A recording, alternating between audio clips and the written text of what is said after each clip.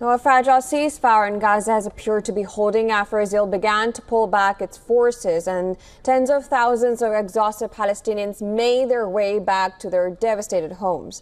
Gaza's coastal road along the Mediterranean was clogged with the refugee as humanitarian trucks prepared to surge aid into the devastated strip.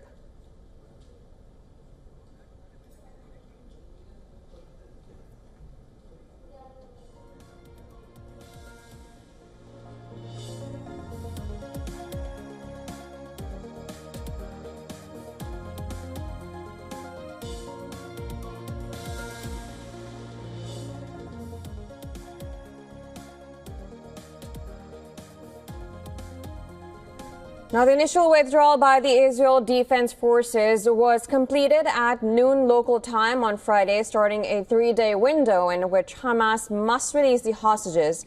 Israel now controls just over half of Gaza and will be obliged to withdraw further during the next stages of U.S. President Trump's 20-point peace plan.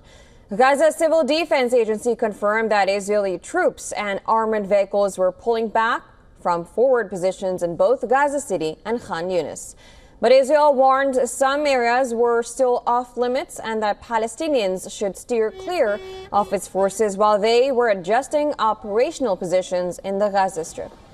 Gaza civil defenses have said that around 200,000 Palestinians had returned to the north since the ceasefire took effect. Trump himself expressed confidence that the ceasefire would hold, telling reporters that Israel and Hamas were all tired of the fighting.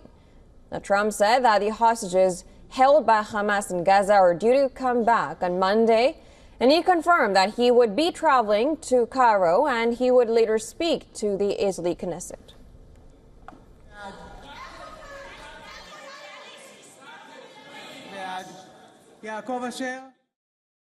And how confident are you that the ceasefire will hold? I think it'll hold, yeah. I think it'll hold. They're all tired of the fighting. As you know, on Monday, the hostages come back. They're getting them now. I mean, they're getting them now. They're in some pretty rough places under earth. They're in some pretty rough places where only a few people know where they are, in some cases. So they're getting them, and they're also getting the bodies, approximately 28 bodies. And some of those bodies are being unearthed right now as we speak. But questions remain over who will govern Gaza as Israeli troops gradually pull back and whether Hamas will disarm, as called for President Trump's ceasefire plan.